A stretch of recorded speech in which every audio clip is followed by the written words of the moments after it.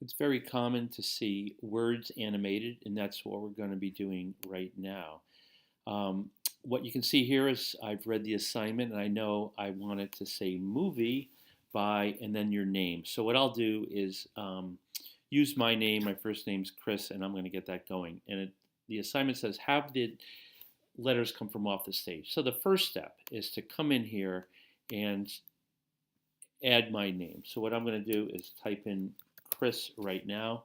That is in its own text element here. It's right now you can see it's all grouped together. But in order to animate it, you're going to have to make each letter its own layer. So the first thing we have to do is take this word and break it apart. So with it selected, we are going to say break apart. How interesting. It knows that each letter is a separate, you know, rectangle, let's say, and that's great. But what we need to do now is separate and put each letter on its own layer. So what they've built in here is under modify, we have timeline, and we're going to say distribute to layers. And look at that amazing thing that it just did there. It took each letter, the C, the H, the R, the I, and the S, has it as a keyframe populated with the letter it's representing, and we're able now to start our animation. So what I'm going to do is I'm just going to take each one. Right now I'm on the S letter. So here's my starting position. I am going to just have some of the letters come in. I'll say at frame 20. This will give you the idea. I want to insert keyframe.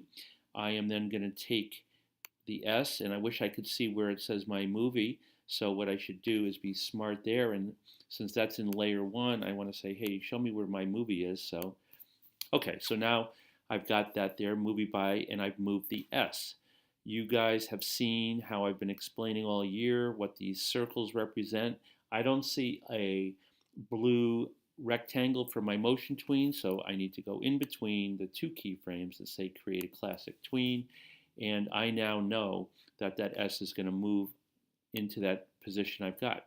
So let's now do the I.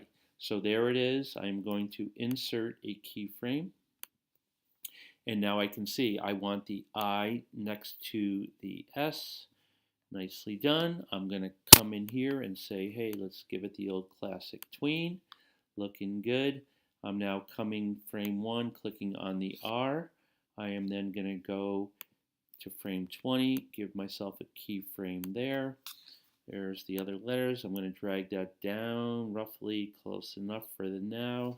You can use the arrow keys, tweak, tweak. There's my R. Need to make it a motion tween. I'm sorry, classic tween.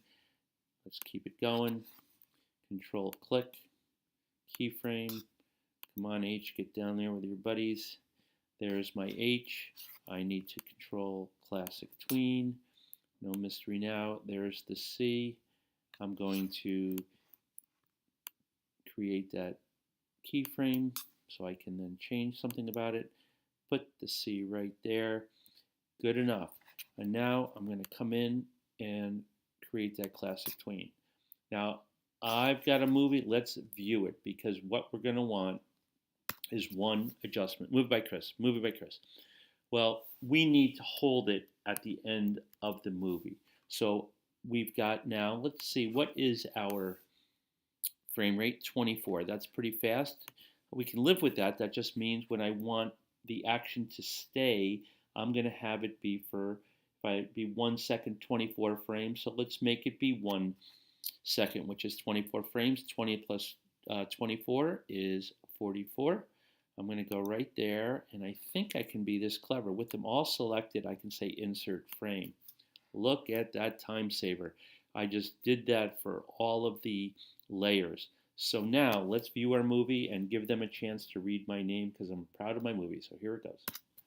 Movie by Chris, 1,000. Movie by Chris, a second. So minimally, you should have it there so someone can read it. That's the whole point. Give yourself some credit. So that is how you break apart text, distribute it to layers, and animate it.